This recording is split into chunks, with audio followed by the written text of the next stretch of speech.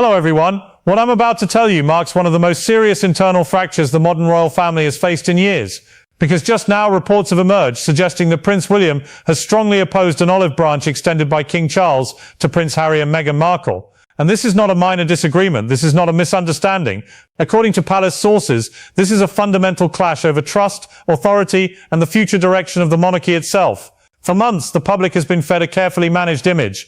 Calm, stability, quiet continuity.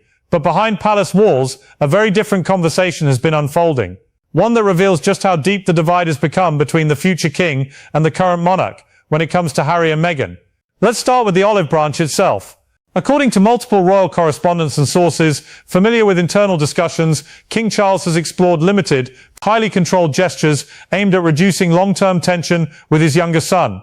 Not reconciliation in the dramatic sense, not a return to royal duties, but symbolic, private gestures, the kind meant to lower the temperature, not reset the relationship. Sources describe these gestures as carefully calculated, possible access to private family spaces during certain periods. The idea of allowing Harry and Meghan to stay at a royal residence during specific non-public times. Quiet acknowledgement without public endorsement. In royal terms, this is as gentle as it gets. But this is where Prince William enters the picture. According to reports, William was not merely hesitant, he was strongly opposed. And that opposition was not emotional, it was strategic. Palace insiders say William's position is rooted in one core belief that any olive branch, no matter how small, risks reopening wounds that have barely begun to close. And more importantly, that it sends the wrong signal to the public, to the institution, and to future generations. William, sources say, views the situation through a long lens. Not as a brother, but as a future king. And that distinction is critical. According to one source close to palace decision-making, William believes that trust has been irreparably damaged. Not strained, not weakened, broken, and in his view, once that line has been crossed, the monarchy cannot afford ambiguity. Because ambiguity breeds expectation, and expectation leads to pressure.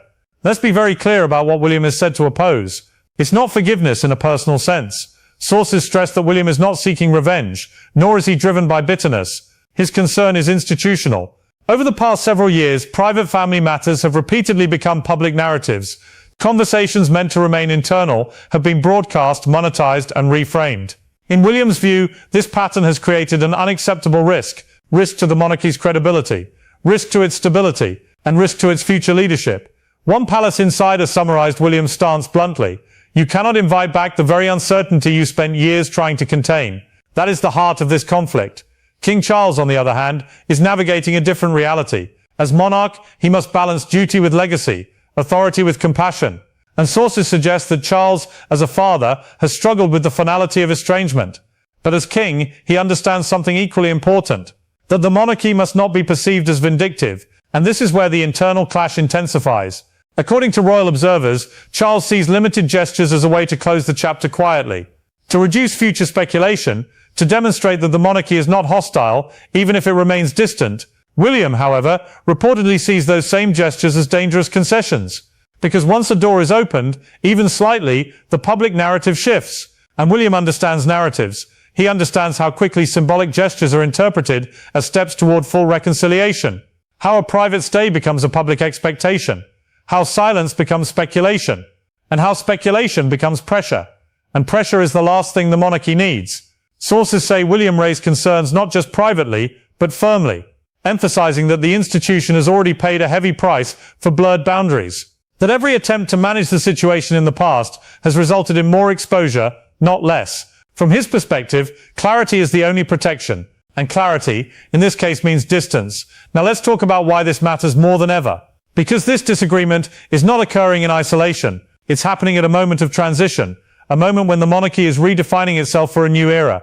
William is no longer a distant heir. He is actively preparing for kingship, taking on more responsibility, shaping his vision for what the monarchy should represent. And that vision, according to those close to him, is one of discipline, predictability, and strict separation between private life and public duty. Harry and Meghan, fairly or not, represent the opposite of that model. Their public narrative has been built on disclosure, on personal storytelling, on challenging institutional norms, and William sees that approach as fundamentally incompatible with the monarchy's survival. This is not personal animosity, it's philosophical opposition, and that's why this rift is so deep. According to insiders, William believes that extending an olive branch undermines years of effort to restore public trust. Effort spent re-establishing boundaries. Effort spent reassuring the public that the monarchy is stable, unified and forward-looking. Any suggestion of reversal, in his view, threatens that progress. King Charles, however, operates under different pressures. As the reigning monarch, he must manage perception not just today, but historically. He is acutely aware of how estrangement looks in hindsight, how unresolved family conflicts are judged decades later. Sources suggest Charles is motivated by a desire to reduce long-term damage, to ensure that history does not record a reign defined by permanent fracture. But William is focused on something else entirely. The future, and in that future, he sees no role for ambiguity. This is why palace sources say the disagreement was not loud, but it was serious. Not emotional, but firm. Not public, but consequential. And it reportedly ended with William's position prevailing. According to reports, the olive branch was paused, not formally withdrawn, but effectively shelved. And that silence since then speaks volumes.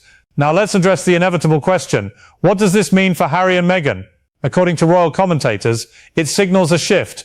Not toward reconciliation, but toward permanent distance. Not exile, not punishment, just a clear, unambiguous separation between personal relationships and institutional involvement.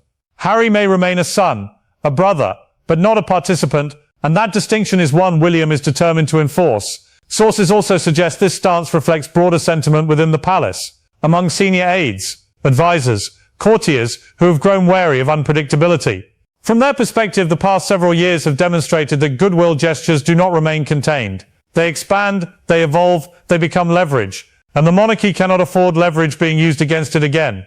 This internal dynamic also explains recent patterns: the lack of public commentary, the refusal to engage in narrative battles, the steady, deliberate focus on continuity. Silence, in this context, is strategy, and William is said to be one of its strongest advocates. Now, critics argue this approach is cold, that it prioritizes optics over humanity, that it leaves no room for healing.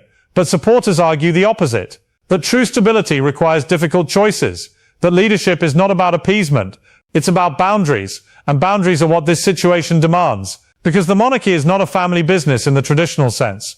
It is a national institution, one that survives not on emotion, but on trust. Trust that what happens behind closed doors stays there. Trust that duty outweighs personal grievance. Trust that the crown does not bend to pressure. William believes that trust has already been tested too far, and he has no intention of testing it again. So where does this leave King Charles? According to sources, he has accepted William's position, even if reluctantly, understanding that the future of the monarchy will soon rest on his son's shoulders.